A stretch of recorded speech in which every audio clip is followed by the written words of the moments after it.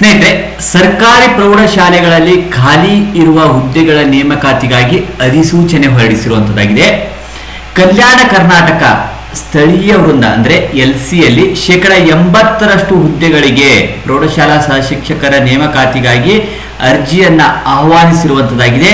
ಈ ಒಂದು ವಿಡಿಯೋದಲ್ಲಿ ಅರ್ಜಿ ಸಲ್ಲಿಸಲು ಕೊನೆಯ ದಿನಾಂಕ ಇರುವಂಥದ್ದು ಮತ್ತು ಯಾವ ಒಂದು ವಿಷಯಗಳಿಗೆ ಎಷ್ಟು ಹುದ್ದೆಗಳಿರುವಂಥದ್ದಾಗಿದೆ, ಫೀ ಎಷ್ಟು ಕಟ್ಟಬೇಕಾಗಿರುವಂಥದ್ದು, ಅರ್ಜಿ ಸಲ್ಲಿಸುವಂಥ ವಿಧಾನ ಮತ್ತು ಸಿಲೆಬಸ್ಗೆ ಸಂಬಂಧಿಸಿದಂತೆ ಕೆಲವೊಂದಿಷ್ಟು ಅಂಶಗಳನ್ನು ಈ ವಿಡಿಯೋದಲ್ಲಿ ನೋಡ್ಕೊಂಡು ಬರೋಣ. ಪೂರ್ತಿಯಾಗಿರುವಂಥ ವಿಡಿಯೋವನ್ನು ವೀಕ್ಷಿಸಿ ಹಾಗೂ ನಿಮಗೆ ಈ ವಿಡಿಯೋ ಇಷ್ಟ ಆದಲ್ಲಿ ಲೈಕ್ ಮಾಡಿ.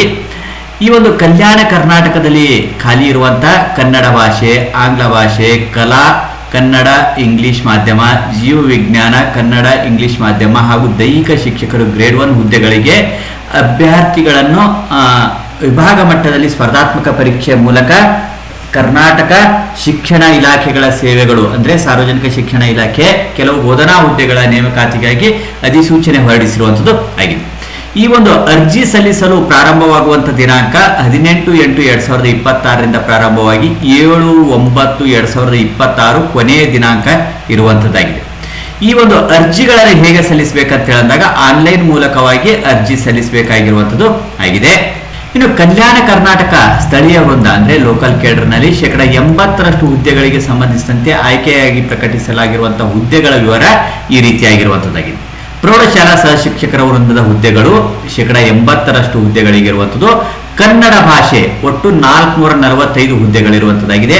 ಆಂಗ್ಲ ಭಾಷೆ 448 ಹುದ್ದೆಗಳು. ಕಲಾ ಶಿಕ್ಷಕರು ಕನ್ನಡ ಮಾಧ್ಯಮಕ್ಕೆ 177 ಹುದ್ದೆಗಳು. ಕಲಾ ಶಿಕ್ಷಕರು ಆಂಗ್ಲ ಮಾಧ್ಯಮಕ್ಕೆ 271 ಹುದ್ದೆಗಳು ಇರುವಂತದ್ದಾಗಿದೆ.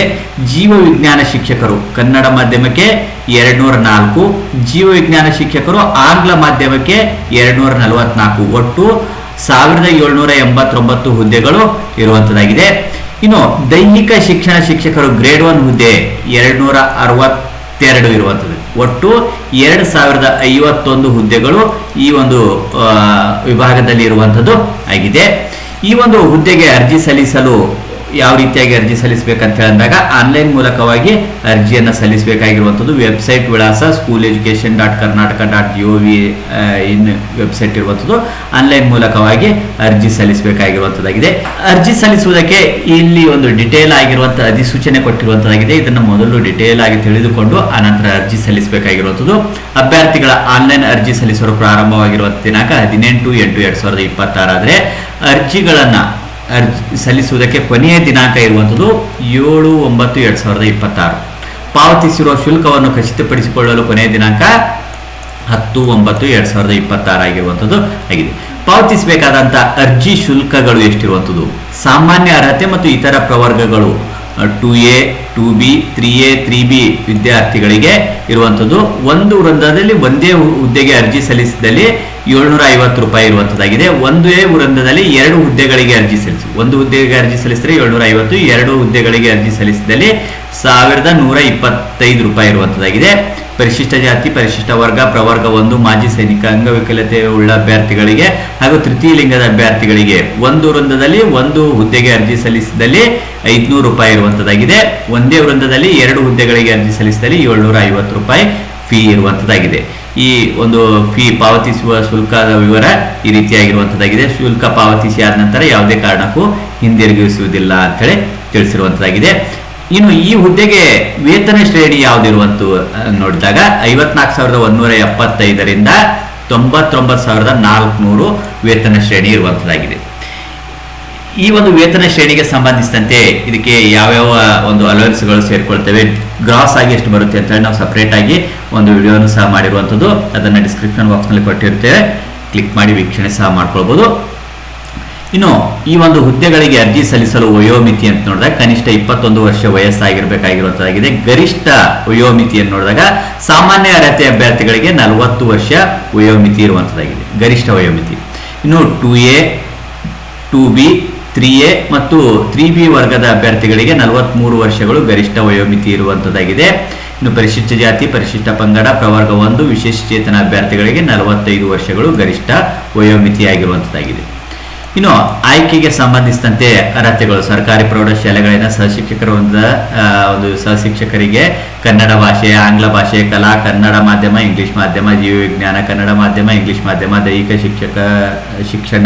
ಶಿಕ್ಷಕರು ಗ್ರೇಡ್ 1 ವೃತ್ತದ ಹುದ್ದೆಗಳಿಗೆ ನೇಮಕಾತಿ ಇರುವಂಥದ್ದು ಆಗಿರುವಂಥದ್ದಾಗಿದೆ. ಇನ್ನು ಈ ಹುದ್ದೆಗಳಿಗೆ ಸಂಬಂಧಿಸಿದಂತೆ ಅರ್ಹತೆ ಏನಿರಬೇಕು ಅನ್ನೋದನ್ನು ಸಹ ಈ ಒಂದು ಅಧಿಸೂಚನೆಯಲ್ಲಿ ಡಿಟೇಲ್ ಆಗಿರುವಂಥದ್ದಾಗಿದೆ. ಇದನ್ನ ನೀವು ನೋಡ್ಕೊಳ್ಬಹುದಾಗಿರುವಂಥದ್ದಾಗಿದೆ.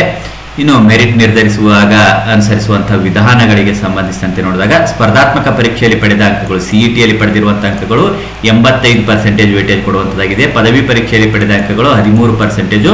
ಇನ್ನು ಶಿಕ್ಷಕರ ಕೋರ್ಸ್ BEd ಪಡೆದಿರುವಂತಹ 2% ವೇಟೇಜ್ ಕೊಡುವಂಥದ್ದಾಗಿದೆ. ಹೀಗೆ 100% ವೇಟೇಜು 85, 13, 2% ಇರುವಂಥದ್ದಾಗಿದೆ. ಇನ್ನು ದೈಹಿಕ ಶಿಕ್ಷಕರ ಗ್ರೇಡ್ 1 ಹುದ್ದೆಗಳಿಗೆ ಯಾವ ರೀತಿ ವೇಟೇಜ್ ಇರುವಂಥದ್ದು ಅಂದಾಗ ಸ್ಪರ್ಧಾತ್ಮಕ ಪರೀಕ್ಷೆಯಲ್ಲಿ ಪಡೆದ ಅಂಕಗಳಿಗೆ 85% ವೇಟೇಜ್ ಇರುವಂಥದ್ದು, ಪದವಿ ಪರೀಕ್ಷೆಯಲ್ಲಿ ಪಡೆದ ಅಂಕಗಳಿಗೆ 13%, BPEd ಪಡೆದಿರುವಂತಹ ಒಂದು ಅಂಕಗಳಿಗೆ 2% ಕೊಡುವಂಥದ್ದು ಆಗಿರುವಂಥದ್ದಾಗಿದೆ. ಇಲ್ಲಿ ಪ್ರಮುಖವಾಗಿ ಬರುವಂತಹ ಒಂದು ಅಂಶ ಏನು ಅಂತ ಹೇಳಿದಾಗ ನಾವೆಲ್ಲರೂ ನೋಡ್ಕೊಳ್ಳೇಬೇಕಾಗಿರುವಂತಹ ಒಂದು ಪ್ರಮುಖ ಅಂಶ ಸಿಲೆಬಸ್ ಬಹಳ ಪ್ರಮುಖ ಆಗಿರುವಂಥದ್ದು, ಟೈಮ್ ಟೇಬಲ್ ಬಹಳ ಪ್ರಮುಖ ಆಗಿರುವಂಥದ್ದು ಆಗಿದೆ. ಪರೀಕ್ಷೆಗಳು ವೇಳಾಪಟ್ಟಿ ಕಲ್ಯಾಣ ಕರ್ನಾಟಕ ಸ್ಥಳೀಯ ವೃಂದ LC 80% ಹುದ್ದೆಗಳಿಗೆ ಪರೀಕ್ಷೆ ಇರುವಂಥದ್ದು 21/10 ಅಕ್ಟೋಬರ್ 21, 2026 ಪರೀಕ್ಷೆ ಇರುವಂಥದ್ದಾಗಿದೆ. ಬೆಳಿಗ್ಗೆ 10 ಗಂಟೆಯಿಂದ 12 ಗಂಟೆವರೆಗೆ ಪತ್ರಿಕೆ ಒಂದು ಸಾಮಾನ್ಯ ಪತ್ರಿಕೆ ಇರುವಂಥದ್ದಾಗಿದೆ. 2:30ರಿಂದ 4:30 PM ವರೆಗೆ ಪತ್ರಿಕೆ 2 ದೈಹಿಕ ಶಿಕ್ಷಣ ಗ್ರೇಡ್ 1 ಹುದ್ದೆಗೆ ಇರುವಂಥದ್ದು ಆಗಿದೆ. ಇನ್ನು ನೆಕ್ಸ್ಟ್ ಡೇ 22/10/2026 10 ಗಂಟೆಯಿಂದ 12 ಗಂಟೆವರೆಗೆ ಪತ್ರಿಕೆ 2 AMCBZ ಆಗಿರಲಿ, ಆರ್ಟ್ಸ್ ಆಗಿರುವಂಥದ್ದು ಪತ್ರಿಕೆ 2 ಇರುವಂಥದ್ದಾಗಿದೆ. ಇನ್ನು 2:30ರಿಂದ 4:30 ಪತ್ರಿಕೆ 2 AM ಅಸಿಸ್ಟೆಂಟ್ ಮಾಸ್ಟರ್ ಕನ್ನಡ ಮತ್ತು ಪತ್ರಿಕೆ 2 AM ಅಸಿಸ್ಟೆಂಟ್ ಮಾಸ್ಟರ್ ಇಂಗ್ಲಿಷ್ಗೆ ಸಂಬಂಧಿಸಿದಂತೆ ಪರೀಕ್ಷೆಗಳಿರುವಂಥದ್ದು. 21 ಮತ್ತು 22ನೇ ತಾರೀಕು ಈ ಒಂದು ಪರೀಕ್ಷೆಗಳಿರುವಂಥದ್ದಾಗಿದೆ. ವಿಷಯವಾರು ಹಾಗೂ ನಿಗದಿಪಡಿಸಿರುವಂತಹ ಅಂಕಗಳು ಈ ರೀತಿಯಾಗಿರುವಂಥದ್ದು. ವಿಷಯ ಸಾಮಾನ್ಯ ಜ್ಞಾನ ಮತ್ತು ಪ್ರಚಲಿತ ವಿದ್ಯಮಾನಗಳಿಗೆ 20 ಅಂಕಗಳು ಇರುವಂಥದ್ದಾಗಿದೆ. ಸಾಮಾನ್ಯ ಕನ್ನಡ ವಿಷಯಕ್ಕೆ 10 ಅಂಕಗಳಿರುವಂಥದ್ದಾಗಿದೆ. ಇನ್ನು ಸಾಮಾನ್ಯ ಇಂಗ್ಲಿಷು 10 ಅಂಕಗಳಿರುವಂಥದ್ದಾಗಿದೆ. ಶೈಕ್ಷಣಿಕ ಮನೋವಿಜ್ಞಾನ 15 ಅಂಕಗಳಿರುವಂಥದ್ದು. ಮಾನಸಿಕ ಸಾಮರ್ಥ್ಯ ಮೆಂಟಲ್ ಎಬಿಲಿಟಿಗೆ ಸಂಬಂಧಿಸಿದಂತೆ 15 ಅಂಕಗಳಿರುವಂಥದ್ದಾಗಿದೆ. ಗಣಕಯಂತ್ರ ಸಾಕ್ಷರತೆ ಕಂಪ್ಯೂಟರ್ ಲಿಟ್ರೇಸಿಗೆ ಸಂಬಂಧಿಸಿದಂತೆ 15 ಅಂಕಗಳು ಇರುವಂಥದ್ದಾಗಿದೆ. ನಾವು CLT ಪರೀಕ್ಷೆಗೆ ಸಂಬಂಧಿಸಿದಂತೆ ಸಾಕಷ್ಟು ವಿಡಿಯೋಗಳನ್ನು ಸಿದ್ಧಪಡಿಸಿರುವಂಥದ್ದು. ಅಲ್ಲಿ ಬರುವಂತಹ ಅಂಶಗಳು ಈ ಒಂದು ಗಣಕಯಂತ್ರ ಸಾಕ್ಷರತೆಗೆ ಸಂಬಂಧಿಸಿದಂತೆ ಸಿಲೆಬಸ್ ಕವರ್ ಆಗುವಂಥದ್ದಾಗಿರ್ತದೆ. ಅವುಗಳನ್ನು ಸಹ ನೀವು ವೀಕ್ಷಣೆ ಮಾಡಿ ಈ ಒಂದು ಪರೀಕ್ಷಾ ಸಿದ್ಧತೆಗಾಗಿ ಬಳಸಿಕೊಳ್ಳಬಹುದಾಗಿರುವಂಥದ್ದಾಗಿದೆ. ಇನ್ನು ಮೌಲ್ಯ ಶಿಕ್ಷಣ ಮತ್ತು ಆರೋಗ್ಯ ಶಿಕ್ಷಣಕ್ಕೆ 15 ಅಂಕಗಳಿರುವಂಥದ್ದು. ಒಟ್ಟು 100 ಅಂಕಗಳು ಈ ರೀತಿಯಾಗಿರುವಂಥದ್ದು ಆಗಿದೆ ಪತ್ರಿಕೆ 1ರಲ್ಲಿ. ಇನ್ನು ಪತ್ರಿಕೆ 2 ನೋಡಿದಾಗ ಕನ್ನಡ ಭಾಷೆ ಶಿಕ್ಷಕರ ಹುದ್ದೆ ನೇಮಕಾತಿ ಇದ್ದಲ್ಲಿ ವಿಷಯ ಜ್ಞಾನ ಕನ್ನಡ ವಸ್ತುನಿಷ್ಠ ಮಾದರಿಯ 100 ಪ್ರಶ್ನೆಗಳಿರುವಂಥದ್ದಾಗಿರ್ತದೆ. OMR ಶೀಟ್ನಲ್ಲಿ ಉತ್ತರಿಸಬೇಕಾಗಿರೋದು 100 ಅಂಕಗಳಿಗೆ ಇರುವಂಥದ್ದಾಗಿದೆ. ಇನ್ನು ಆಂಗ್ಲ ಭಾಷೆ ಆಗಿದ್ದಲ್ಲಿ ಆಂಗ್ಲ ವಿಷಯ ಜ್ಞಾನಕ್ಕೆ ಸಂಬಂಧಿಸಿದಂಥ 100 ಅಂಕಕ್ಕೆ ಒಂದು ಪ್ರಶ್ನೆ ಪತ್ರಿಕೆ ಇರುವಂಥದ್ದಾಗಿದೆ.